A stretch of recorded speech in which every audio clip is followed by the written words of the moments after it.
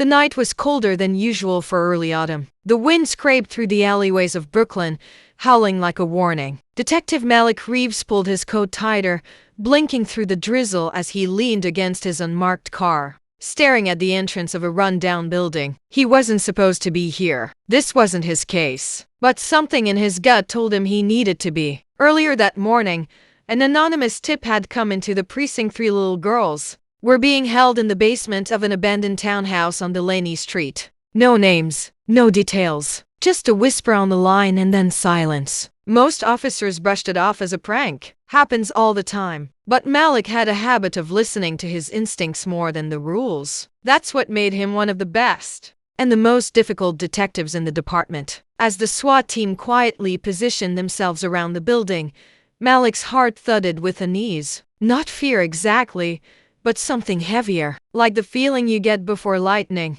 strikes. The breach was clean. A battering ram to the front door, followed by tactical shouts and storming boots. Malik followed right behind, his Glock drawn low and steady. The house was empty on the main floor. Dust, broken glass, and the smell of mildew coated everything. They found the staircase to the basement behind a false wall in the kitchen, and when Malik stepped down those creaking stairs with his flashlight cutting through the darkness, he saw them 3 little girls huddled together in a corner, wrapped in a dirty blanket, shaking but alive. They didn't scream, they didn't cry, they just stared at him wide-eyed and silent, like they had forgotten how to speak. "We're gonna get you out of here," he whispered, kneeling slowly and holstering his gun. One of the girls, maybe 6 years old, reached out and grabbed his hand with tiny, trembling fingers. He carried 2 of them up the stairs himself. The third one walked behind him, clutching his jacket so tightly it left tiny wrinkles in the fabric. Paramedics were already outside, lights flashing, ready with blankets and warm drinks. Malik watched as they were wrapped up, placed into the ambulance one by one. But something strange happened when he leaned down to speak to the eldest, a quiet, serious-looking girl with big brown eyes and a scar above her right eyebrow. She stared at him with something close to recognition. "Do you know who did this to you?" he asked gently. She nodded slowly. "He said we were born by mistake," she whispered. Malik's brow furrowed. "Who was he?" he said. "Our mom lied. That we're not his," she replied, her voice barely audible. "But he used to come around a lot before." Malik's heart paused. He looked at her again, really looked. There was something familiar about her eyes, the shape of her chin, even the slight dimple when she spoke. He shook the thought off. Coincidence? Just his mind playing tricks on him. He'd seen too much over the years. Later that night, after filing the initial report, Malik couldn't sleep. His brain wouldn't shut off. So, he pulled out an old folder from his desk drawer, a case he hadn't looked at in 6 years. The one that never really left him alone. Case file. Nia Bennett missing. Age: 28. Last seen: July 14th. Pregnant. She was the one woman he truly loved. The one who disappeared from his life without explanation, taking a part of him with her. She never returned his calls, never responded to messages, and then she was just gone. He never knew if she'd had the baby. Now, as he stared at the old photo of Nia, Malik's breath caught in his throat. The girl's eyes, they were Nia's. He dropped the folder. He saved 3 little girls tonight. But what if no?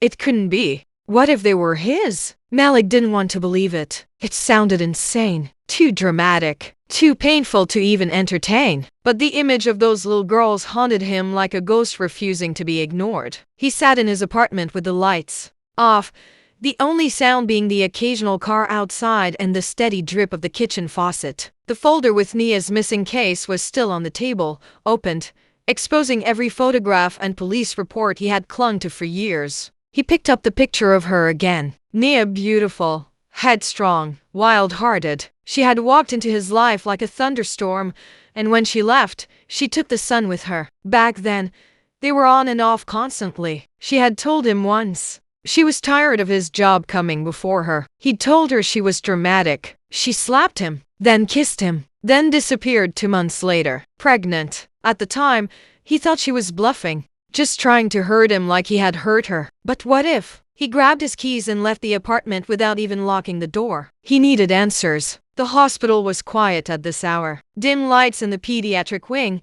and the low hum of machines. He flashed his badge at the front desk and was let through without much hassle. The 3 girls had been kept overnight for observation and trauma support. They were all stable, though the medical report showed signs of long-term neglect, bruises, malnutrition, and in one case, cigarette burns. Malik had to walk away from the file to keep from throwing it across the room. They were asleep when he entered. 3 tiny beds, 3 tiny forms curled up under thin blankets. The youngest one had a teddy bear clutched in her arms. The middle child, the quiet one, had her thumb in her mouth. And the oldest, the one who'd looked him straight in the eye earlier that night, she was already awake. "You came back," she said softly. Malik swallowed. "Yeah, couldn't sleep." The girl nodded like she understood that kind of restlessness. "You look like him," she said after a pause. "Like who?" "Our dad," she said, turning her face toward him. "The one in the photo." He froze. "Photo?" She reached under her pillow and pulled out something folded, a crumpled,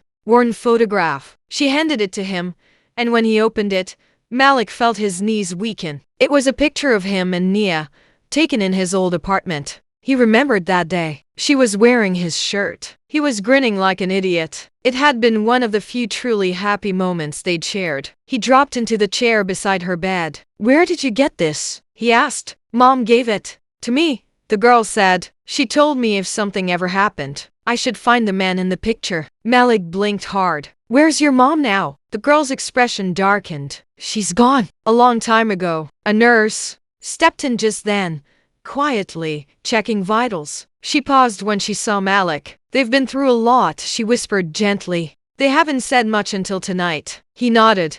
His voice caught in his throat. Back at the precinct the next day, Malik pulled every old file connected to Nia Bennett. One case stuck out, a report from 3 years ago. A Jane Doe, found dead in a shelter fire upstate. Body charred. No ID. But the coroner's notes mentioned something odd: signs the victim had given birth multiple times and had an old C-section scar. The body was never claimed. Malik stared at the photo in the file, blurry, barely recognizable. But something about the outline of the jaw, the tattoo on the shoulder, he knew. It was her. His breath came out in a shallow gust. Nia had died. She died without ever calling him, without ever telling him the truth. And she had left behind 3 daughters. His daughters. He leaned back in the chair, eyes closed, mind spinning. He had saved them, without even knowing who they were, without knowing what he was walking into. Now what? Was he supposed to walk away again? They were his, flesh and blood. And they had no one, absolutely no one but him. Malik sat at his desk long after the sun rose, unable to move. The entire precinct came alive around him, phones ringing, boots thudding, papers shuffling, but he didn't hear any of it. His eyes were locked on the corner of the desk where 3 small sticky notes sat, each with a name written in shaky handwriting. Amara, Nila, Zuri. The nurse had written them down for him before he left the hospital that morning. His daughters' names. He still hadn't fully processed it. How could he? How do you go from being a man who believed he had no family to discovering you had 3 children overnight? Children who had lived through horrors he hadn't even imagined. Children who carried his blood, his eyes, and his pain without even knowing his name. A knock snapped him out of it. Sergeant Lewis poked his head in. "You good, Reeves?" Malik nodded automatically, even though nothing about him felt good. Lewis hesitated. "Social services is sending someone to the hospital today to start the placement process for the girls. Just thought you'd want to know." Placement. That word hit Malik like a slap to the face. It meant foster care, temporary homes, more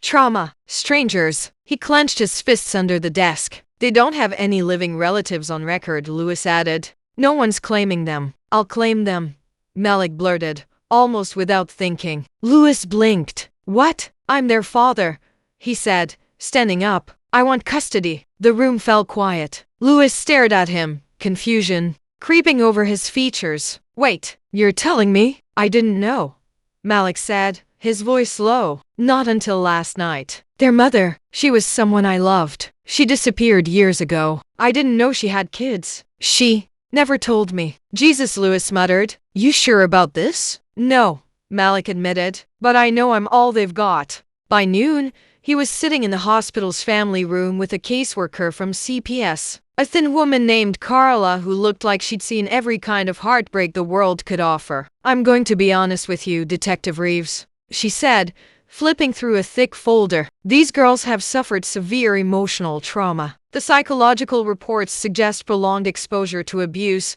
isolation, and fear. It's not going to be easy." "I'm not asking for easy," Malik replied. Carla studied him. "We'll have to confirm paternity first. Do the tests," he said without hesitation. "And you're home? Already child safe?" He interrupted. "I helped raise my niece for 3 years. I've got a spare room. I'm not just some guy trying to be a hero. I'm their father, and I'm ready to be that." She nodded, impressed but still cautious. "There's one more thing." "What's that?" "They don't trust anyone, especially men." Malik's heart cracked a little. Amara, the eldest, she's protective of the younger two. Zuri doesn't talk at all, and Noah cries in her sleep. "They'll need therapy, time, space. I can give them all of that," he said quietly. When he stepped into their hospital room again that evening, the girls were awake. Noah was playing with the edge of a blanket.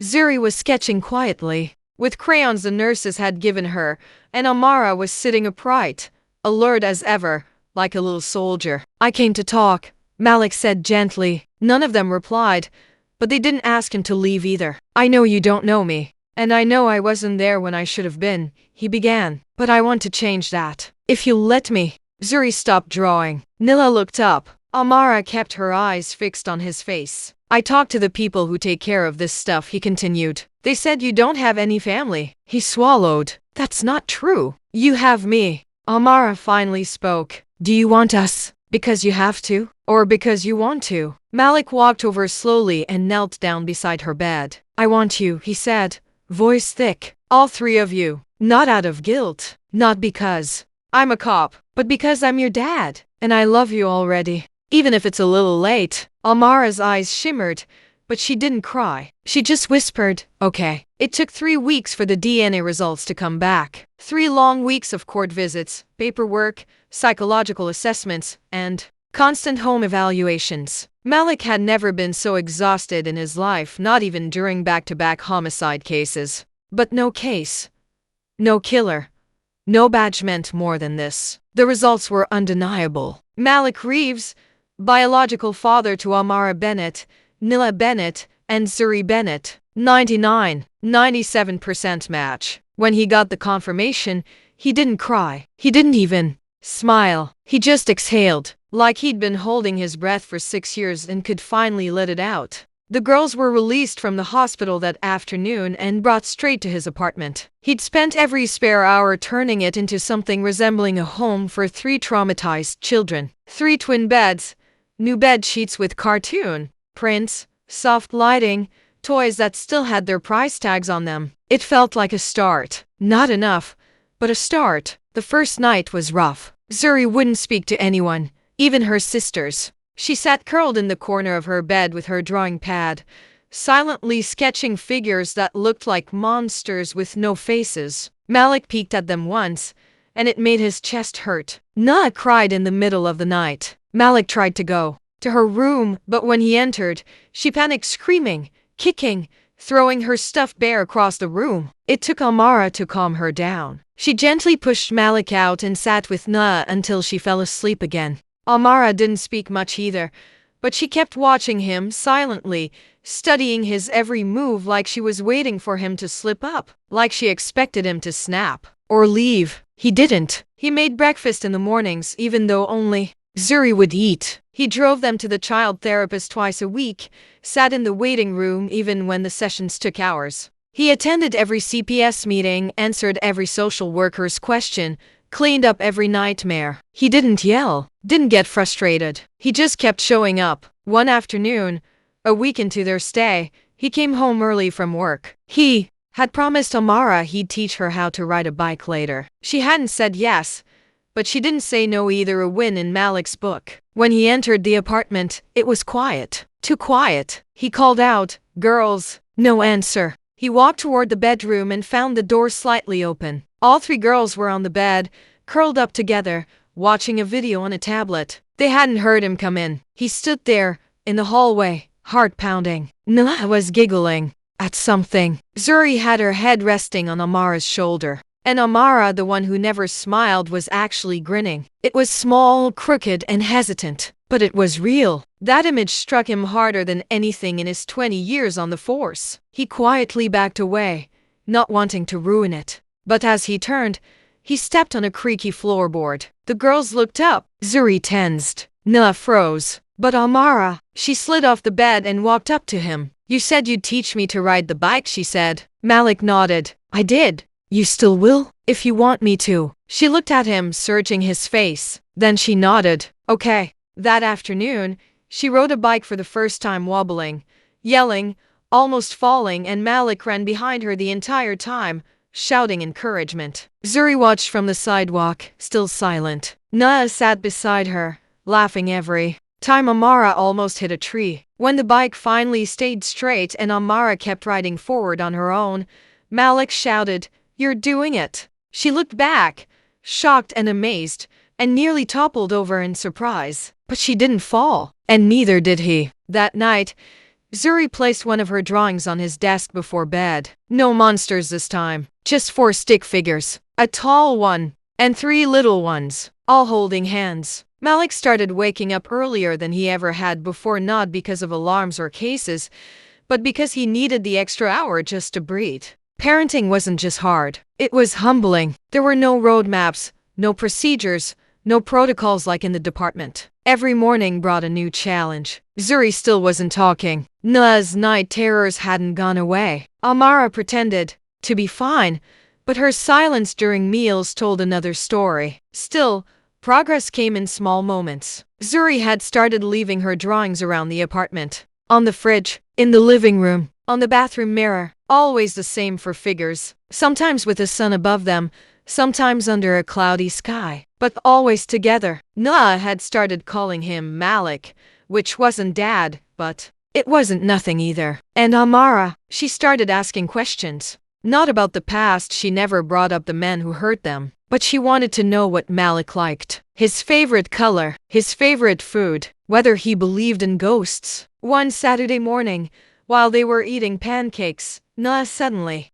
looked up from her plate and asked, Why did mommy leave us? The room went still. Zuri froze with her fork halfway to her mouth. Amara lowered her head. Malik set down his coffee. He had wondered when this question would come, and now that it was here, it hit harder than he expected. He took a breath. She didn't leave you. Not by choice. Naa blinked. Then where is she? Malik swallowed. She died, sweetie. A long time ago. She tried to protect you, but something terrible happened, and she didn't make it. There was a long silence. Is she in heaven? Zuri asked quietly, her first words since the hospital. Malik felt his heart stop. Zuri had spoken. He nodded quickly, tears already stinging his eyes. Yeah, baby. She's in heaven, watching over you. Zuri stood up and walked over to him. She wrapped her small arms around his leg and leaned into him, trembling. He reached down slowly, holding her gently. Naa got up next and joined them, wrapping her arms around his waist. Then Amara, who hadn't moved at first, got up and stood beside them. She didn't hug him, but she rested her head against his arm. For Malik, that was enough. That night, after the girls went to bed, he stood by their door, listening to their soft breathing. Then he walked into the living room and sat on the couch, the weight of the day sinking in. He picked up his phone and opened a photo he hadn't looked at in years, the same one Amara had shown him. Him and Nia. God, she had been beautiful, wild and impossible and loving. He remembered her laugh. The way she used to yell at him for leaving dishes in the sink. The way she danced in the kitchen when she thought no one was looking. He whispered to the screen, They're safe now. I got them. I swear to you. But deep inside, Malik still had one question he couldn't shake. Who was the man that had taken them? Who hurt them? And why the hell hadn't he found him yet? Because whoever he was still out there. And Malik knew deep down it wasn't over. Not until that man paid. Malik was sitting at his desk in the precinct, the morning sun barely breaking through the gray clouds outside. The office buzzed with the usual chaos, phones ringing, reports being filed, coffee being spilled, but his mind was somewhere else. He couldn't stop thinking about the man, the one who had kept his daughters, locked away. The one who had hurt them, starved them, burned them, and most importantly, why hadn't anyone caught him yet? Malik pulled the girl's case file from his drawer for the 100th time. Every report, every interview, every damn word had been combed through. Still, no solid ID. But one thing kept bothering him. The way Amara had talked about him. Like she knew him. Like there had once been trust. He picked up his phone and called Carla, the CPS worker. "Hey," he said, skipping pleasantries. "I need to talk to Amara again. Alone. It's important." Carla hesitated. "Malik, she's still healing. We don't want to push." "I'm not pushing. I'm protecting," he said firmly. "This guy's still out there." There was a long pause, then she sighed. "All right, but gently, Malik. You of all people know what trauma does to a kid." That evening, after dinner, Malik sat with Amara in the living room while her sisters played with dolls in the bedroom. He handed her a small cup of hot cocoa, just the way she liked it, more milk than chocolate, with 2 mini marshmallows. She curled up on the couch, watching him cautiously. "I want to ask you something," he said quietly. "You don't have to answer if you don't want to, but I need to know who the man was. The one who kept you in that house." Amara looked away. Her small hands gripped the cup tighter. "He said his name was Uncle Jared," she whispered after a moment. Malik's chest tightened. The name meant nothing to him. "Did Mommy know him?" Amara hesitated. "I think, maybe. He used to come around when I was really little. After Mommy got hurt once, she told him to leave. But then, after she was gone, he came back." Malik sat forward, heart racing. "He hurt her?" "I think so," Amara said. "I remember her face was bruised, and she cried a lot when he was there. After that, we left where we were staying. We moved around a lot." "And then what?" "Then one day, she didn't wake up," Amara whispered. "We were in a shelter. The place caught fire that night. Someone told me later she didn't make it out." Malik stared at her, the air gone from his lungs. That was the fire. The unclaimed Jane Doe. His Nia. He rubbed his face, anger boiling just under his skin. "And this Jared, he found you after that?" Amara nodded. "He said Mommy told him to take care of us. But he was lying." Malik stood up slowly and walked to the kitchen. He didn't want the girls to see the rage building behind his eyes. His knuckles were white as he gripped the counter. "Jared." That was enough of a lead. The next morning, he pulled every database he had access to: parolees, offenders, known associates of Nia. Cross-referenced names with Jared's who had a connection to shelters, fire incidents, anything. And then he found him. Jared Langston, age 42, multiple prior arrests, domestic assault, drug possession. Last known address just 30 miles from the shelter Nia died in. Malik stared at the screen, jaw clenched. The man was still out there, still free. He picked up his phone. But this wasn't a job for a patrol unit. This wasn't a knock-and-question visit. This was personal. He grabbed his badge, clipped it to his belt, and slid his service weapon into its holster. He left a note on the kitchen counter for the girls. "Went to work. I'll be home for dinner. Love you, Dad." Because when he came back, he wasn't just going to be their protector. He was going to be their justice. Malik drove in silence, the hum of the tires on the highway the only sound in the car. His fingers tapped restlessly on the steering wheel, his jaw clenched tight. The address linked to Jared Langston wasn't far, a broken-down trailer park, just outside of Yonkers. No registered vehicle, no job, no digital footprint in the last 6 months. But Malik knew the type.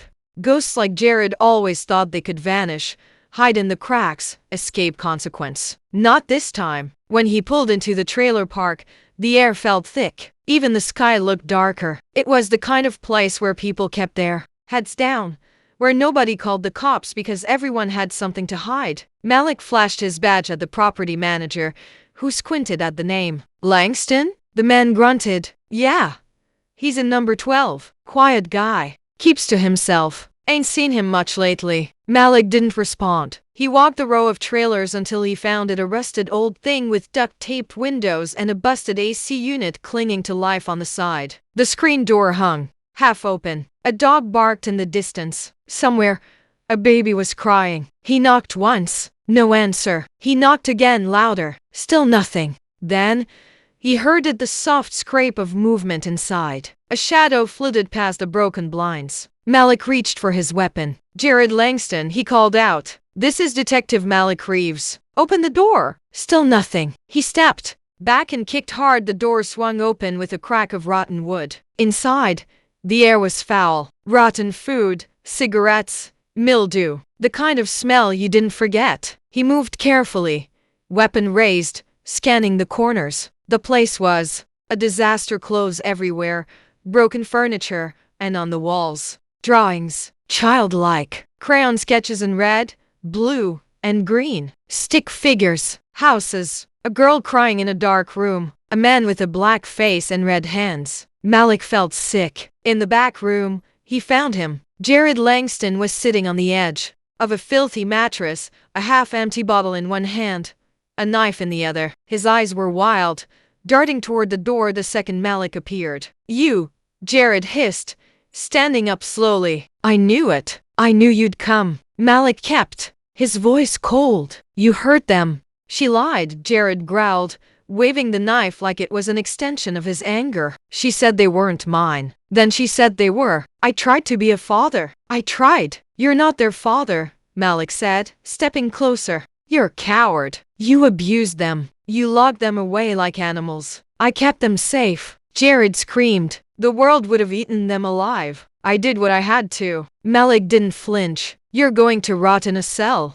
for what you did. Every scar on their skin, every nightmare in their sleep, you put that there. And I'm going to make sure you pay." Jared lunged. Malik moved faster. The fight was short, violent. The knife scraped across Malik's arm, tearing skin, but he didn't care. He slammed Jared against the wall, disarmed him, cuffed him. By the time backup arrived, Malik was already bleeding, panting, and ready to kill the man with his bare hands. But he didn't. He watched as the officers dragged Jared out in cuffs, screaming nonsense, spitting on the ground. It was over. Malik stood in the trailer's doorway, bleeding through his shirt, but finally breathing. Jared was going away for a long, long time. And if the justice system failed, Malik would make sure that every officer, every guard, and every judge saw the girl's pictures. There would be no mercy. He got stitched up at the hospital, ignored the lecture from their nurse, and drove home just as the sun was setting. When he opened the door to the apartment, all three girls were waiting by the table. Zuri had drawn a welcome home sign in colorful crayon. Noah ran to him first, hugging him tight. Amara didn't say anything, but she walked over and touched a bandage on his arm. "You're hurt," she whispered. "I'm okay," he said softly. "He's gone." Her face didn't change, but something shifted in her shoulders, like a weight had been lifted. "Are you really staying?" she asked. "Forever?" Malik dropped to one knee. "I'm not going anywhere," he said. "Ever?" Malik sat in the room, stitches fresh on his arm, a dull sting pulsing through the gauze. The pain didn't bother him much. It was the adrenaline that still buzzed through his veins. The face of Jared Langston haunted him, not because the man had nearly stabbed him, but because of what he represented. A living reminder of the years Malik had lost. The years his daughters had suffered. Alone, abandoned, afraid. He hadn't even known they existed while this monster was shaping their childhoods into something dark and broken. The attending nurse stepped in. She looked at his bandage and then at his face. "You're not thinking clearly right now, sir." Malik gave a dry chuckle. "I haven't thought clearly since the day I found out I had kids." The nurse paused, tilting her head. "3 of them, right? The girls from the news?" He nodded. She didn't say anything more, just gave him a soft, almost maternal look and walked out. The ride home was slow. His limbs ached. His mind was heavy. He wondered what he'd say when he saw them, how he'd explain why their father came home bandaged, smelling like a hospital. But when he opened the door to the apartment, the smell of warm food hit him first. Something sweet. Cinnamon, maybe. He stepped in, and there they were, all 3 of them, sitting around the table, watching a baking video on the tablet. Zuri was coloring a sign in fat, wobbly letters that read, "Welcome home, Dad." His heart cracked clean open. Noah was the first to see him. She gasped and ran to him, small arms wrapping around his waist. "You're hurt." "I'm okay," he whispered, gently brushing her curly hair back. Amara stood next, a little slower. She eyed the gauze on his arm, then looked up at him with her steady, observant stare. "Did you find him?" "I did," Malik said. He won't ever come near you again. She didn't say anything for a long moment. Then, without warning, she reached forward and wrapped her arms around him tight, sudden, and trembling. Her face pressed into his chest, and she whispered just loud enough for him to hear, "I didn't think anyone would ever come for us." Malik hugged her back, burying his face into her shoulder, fighting tears. "I'll always come for you. Always." Zuri crept closer, holding out the drawing she'd finished. This time it wasn't stick figures. It was a detailed crayon drawing of their apartment, the couch, the kitchen table, their little beds, and in the middle, a tall figure in a police badge with 3 little girls around him. Home. The girls stayed close to him that night. Malik didn't even try to send them to their beds. They all curled up on the big couch in the living room,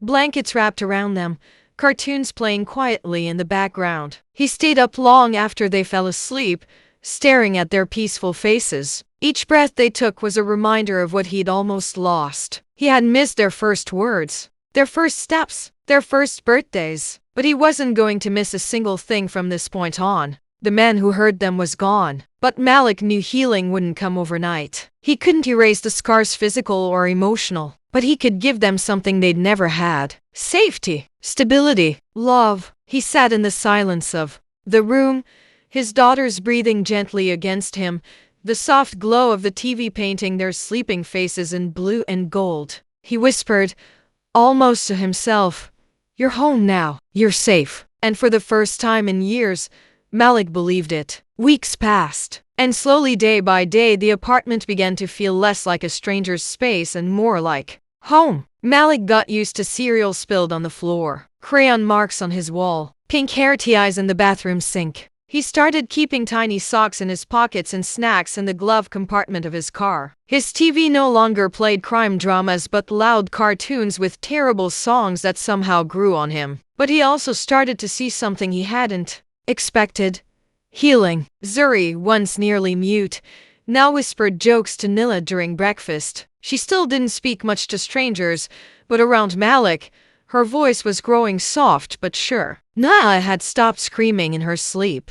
She still cried sometimes, but instead of locking herself in fear, she now tiptoed to Malik's room and whispered, "Can I sleep with you?" He always said yes, and Amara had begun to smile. Real ones, not the protective, forced kind she used to wear. She even laughed once, really laughed, when Malik burned the pancakes and tried to blame the toaster. Yet even in all that warmth, shadows still lingered. One day, a letter arrived in the mail. From prison, Jared Langston. Malik stared at the envelope for an hour before opening it. He didn't know why he bothered. Maybe some part of him wanted to see remorse, but there was none. The letter was a rambling mess of bitterness and warped justification. Jared blamed Nia, blamed the kids, even blamed Malik. The words were poison. Malik only read the first paragraph before tearing it to shreds and dumping it down the garbage disposal. But that night, something strange happened. As they all sat down for dinner,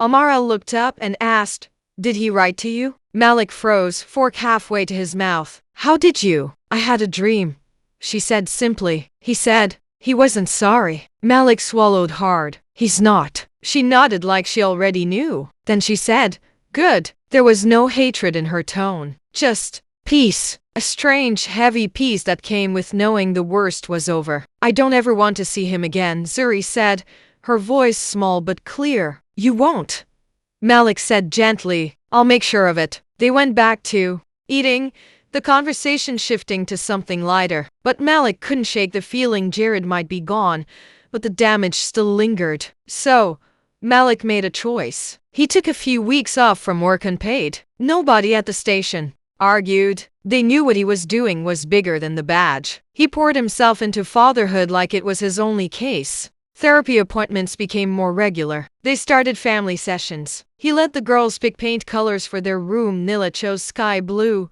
Zuri picked soft yellow, and Amara insisted on deep purple. He even let them get a dog, a floppy-eared mutt named Biscuit that followed them everywhere and chewed every pair of Malik's shoes. And still, deep in his heart, Malik knew love wasn't enough. He had to prepare them for the world. So one morning, while sitting with Amara on the back steps, He asked something he had been afraid to ask. What do you remember most from before I found you? She didn't answer right away. Then she said, I remember waiting for someone every night.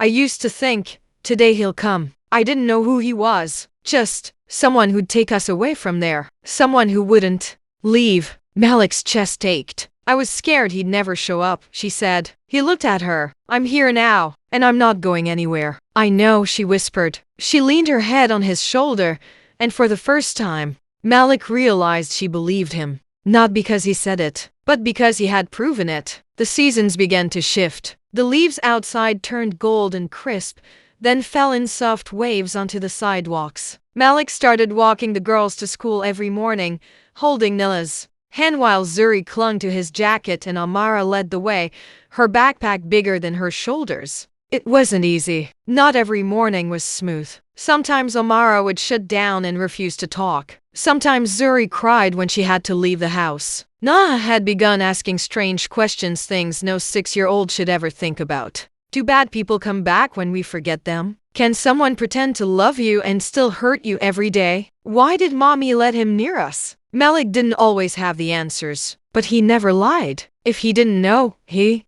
said it. If it hurt, he said that too. And when the silence became too heavy, he'd pull them into his arms and say the one thing that mattered most.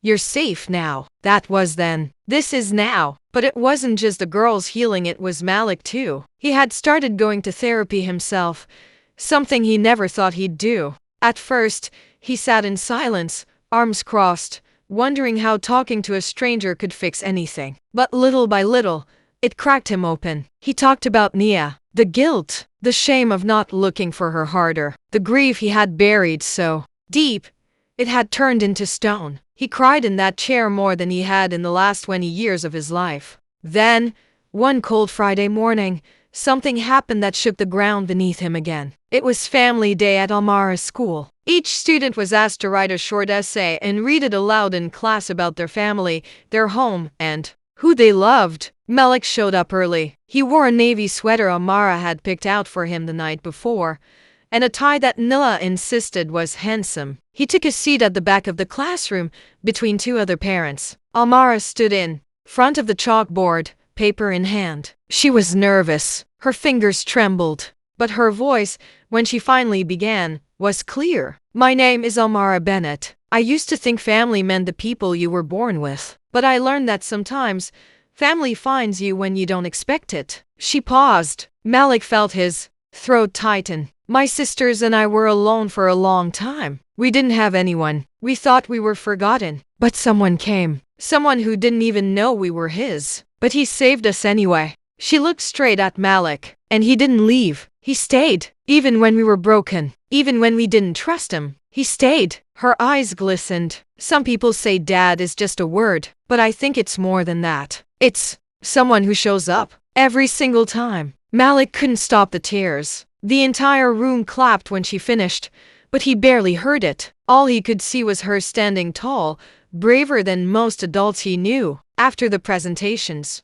as the kids poured out for lunch, Amara walked up to him. You cried, she said with a half smile. He wiped his eyes. Only because you're too good with words. She leaned in and whispered, I meant every one of them. Later that day, when all 3 girls were home, Zuri tugged on his sleeve and handed him a folded piece of paper. Inside was a drawing. It was the same for figures again, him, Amara, Nila, and Zuri. But this time, something was different. They weren't just standing. They were all walking forward, holding hands, smiling. And behind them, a shadow of a woman, Nia, drawn in soft blue crayon, her hand placed over her heart, watching. Malik didn't say anything. He couldn't. He just hugged them all and held on like the world might disappear. Thanksgiving came fast. It was the first real holiday Malik had ever celebrated in his apartment. Usually, he was on shift or volunteered to take extra cases, anything to avoid the empty space that had haunted him for years.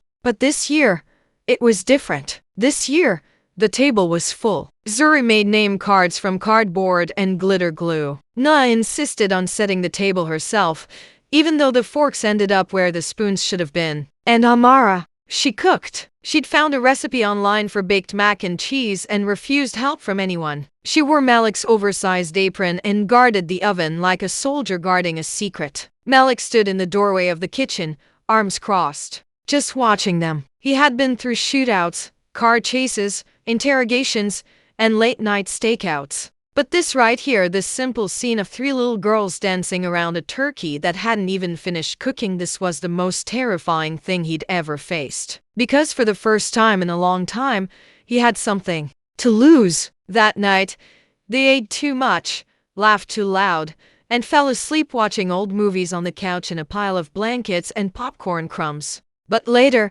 when the house was quiet, Malik sat by the window with a cup of cold coffee and a heavy heart. Because despite everything, a question still haunted him. What if I'm not enough for them? He was a single man in his 40s, used to silence and blood and betrayal. What did he know about braiding hair? School crushes? Fears that didn't come with handcuffs or search warrants? What if one day they realized he wasn't the dad they needed? The next morning, he got his answer. He was standing at the bathroom sink, shaving, when Amara knocked lightly on the door. "You missed a spot," she said through the crack. Malik chuckled. "Come in." She stepped in, holding a folded piece of paper. "Can I tell you something weird?" "Always." She looked nervous. "I used to have dreams where I was drowning in this big black ocean, and nobody ever came. Not once." Malik put down his razor. She took a shaky breath. "But now, I dream that I'm on a boat, and it's not raining anymore. And you're rowing. You don't say anything, but you're always there, rowing, every night." He stared at her, speechless. "And I haven't had the drowning dream in a long time," she finished softly. "I think it's because I know you won't let me sink." Malik dropped to one knee and wrapped her in his arms. "I never will," he whispered into her hair. "I swear to God, baby girl, I never will." She held him tightly, arms squeezing around his neck like she believed every word. Later that evening, as the girls played with Biscuit in the park, Malik sat on a bench watching them, the way Zuri chased a dog in circles, the way Nilla giggled from the swings, and the way Amara stood still under the tree, looking up at the sky with a quiet peace. He didn't know what the future held. He didn't know if he'd always get it right. But he knew this. He had shown up. He had saved them. And now they had saved him right back. Winter crept in quietly. The first snowfall came on a Thursday evening. Zuri saw it through the window and gasped so loudly that all 3 girls rushed to the glass, pressing their tiny palms against the cold pane like they'd just seen magic. For the first time, it was, in a way. Malik had grown up in New York. Snow wasn't a miracle to him. It was traffic and salt trucks and slush in your boots. But watching his daughters stare at the white flurries like the sky itself had started over, that changed something in him. They didn't just see snow. They saw a new beginning. That night, Malik pulled out blankets and made a fort in the living room. The girls climbed inside with flashlights and hot cocoa while he read from an old book he found buried in the back of his closet. After the 3rd chapter, Amara leaned over and said, "This is the best night ever." Zuri nodded sleepily beside her, and Nilla was already curled up in a blanket cocoon, snoring lightly. Malik smiled. "You think so?" Amara whispered.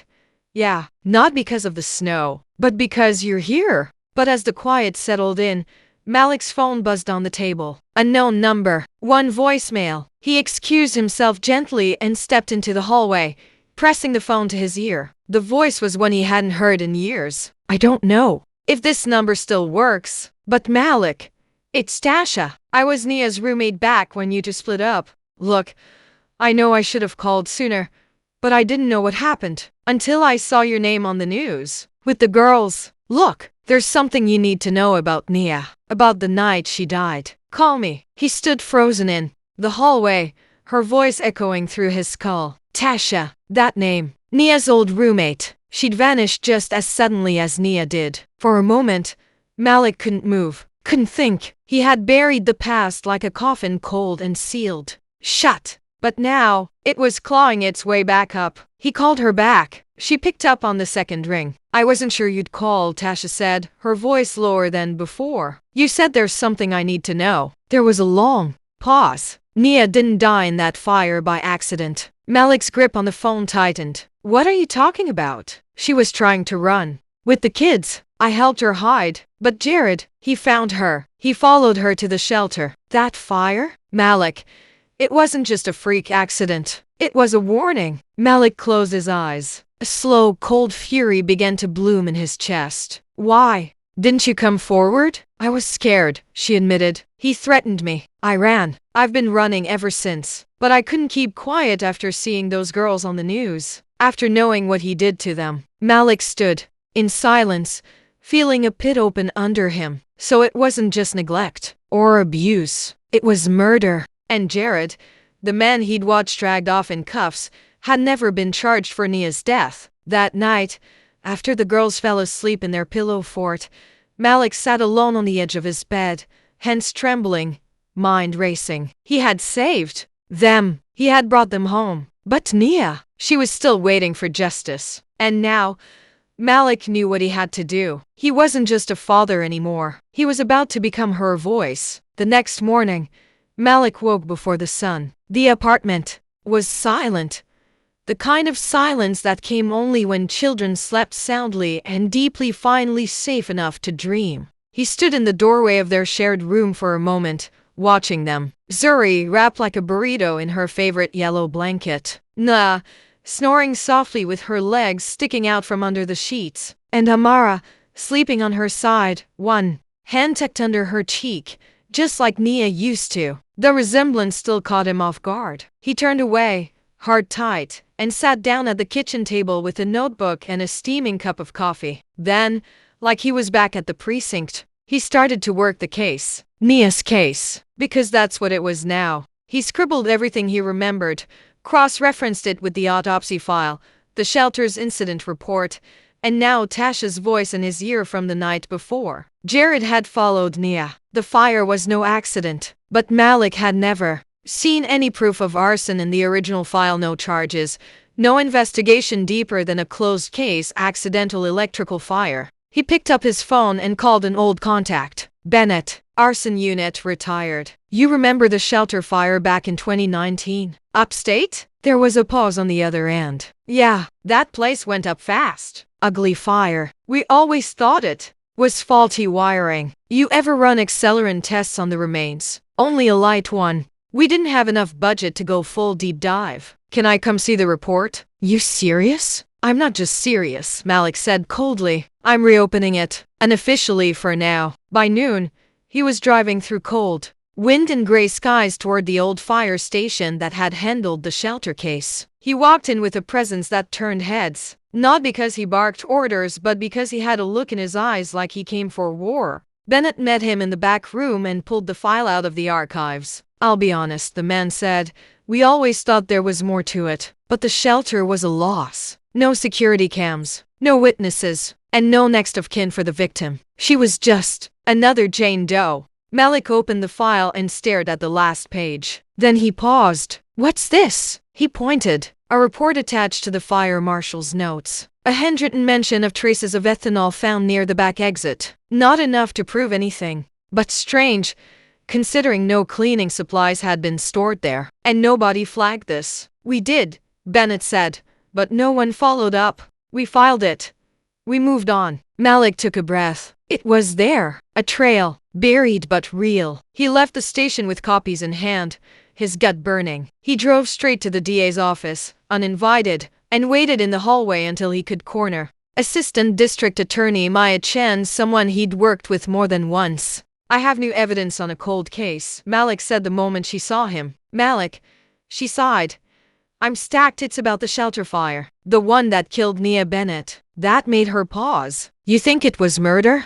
I know it was. And I've got a witness willing to talk. And fire reports that were ignored. She didn't ask more. She just said, come inside. That night, Malik returned home to find the girls had built another fort in the living room. Biscuit was asleep on a pillow, snoring like an old man. Zuri was coloring. Nia was reading. Amara looked up from her homework and said, where were you? Chasing ghosts, Malik said gently, setting his files on the table. Did you catch one? Not yet, he said, but I will. Amara looked at him, searching his face. Was it about mommy? He didn't answer. He just nodded. And in that silence, she understood. He wasn't just their father, he was her soldier now too. 2 weeks later, Malik stood in a courtroom that buzzed with tension. The grand jury had reviewed his submitted evidence, the arson unit's updated analysis, and Tasha's formal statement, all pointing to one chilling conclusion: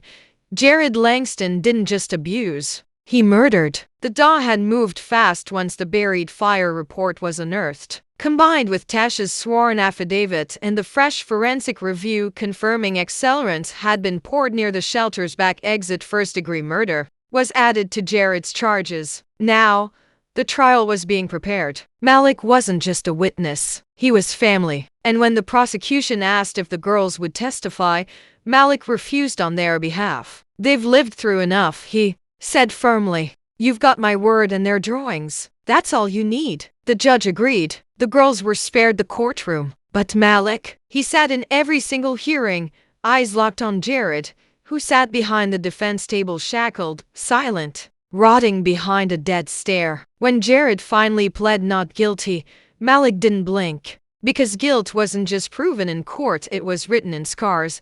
In the way Amara flinched at loud doors, in the way Zuri slept with the light on, in the way Nila checked the locks every night before bed. That was the evidence that never made it to the record. That was the truth. By the third week of trial, Jared's attorney asked for a deal. The DA denied it cold. There would be no mercy. Not for him. And on a rainy Thursday morning, Malik finally got the call. Guilty. All counts. Life in prison. No parole. He sat on the floor in the hallway when he heard it, his head in his hands. Not crying, just breathing. Just finally letting the world fall off his shoulders. That evening, back at home, he didn't say anything when he walked in. He didn't need to. Amara was the first to run to him. She hugged him tight and whispered, I felt it. I knew something happened. He nodded. He's gone. Forever. Zuri smiled, a quiet, deep kind of smile. Mommy can rest now. Noah sat cross-legged on the couch and said, Does that mean we're really okay now? Malik looked at all of them. No, he said honestly. Not everything gets fixed just because the bad guy's gone. But we're okay enough to begin again. That night, they lit a candle for Nia. No prayers, no speeches. Just a quiet moment at the table. Malik placed a framed photo of her beside the flame, the one Amara had drawn from memory and Zuri had colored in soft blue. The three girls held hands. He joined them, and for the first time, they didn't cry. They smiled. Weeks turned to months. The apartment changed. It wasn't just filled with toys and drawings, now it had laughter, homework chaos, weekend pancakes, dance parties in the kitchen, bedtime stories where Zuri always asked for one more page. Amara started calling him Dad. Naa asked if he could come to her school play. Zuri whispered, I love you, into his shirt one night before bed, and he nearly broke down holding her. The pain didn't vanish, but the fear was gone. The story that had started with him saving three little girls had ended with them saving him too.